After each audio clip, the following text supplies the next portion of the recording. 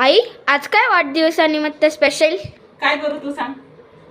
तुझा वाढदिवस म्हणल्यावर शाही पनीर करणार का? चालतंय, करणार ना. तुमची फरमाईश म्हणल्यावर ती सगळं. आता बघा, वाढदिवस माझा आणि फरमाईश पोरांचं असंच असतं. पण आपल्याला पण कुठंतरी असं वाटतं की आपण फरमाईश करावी आणि एखादा दिवस तरी आपल्याला कुणीतरी करून द्यावं. पण आपल्या नशिबात एवढं कुठे हो. चला आज शाही पनीर करूया.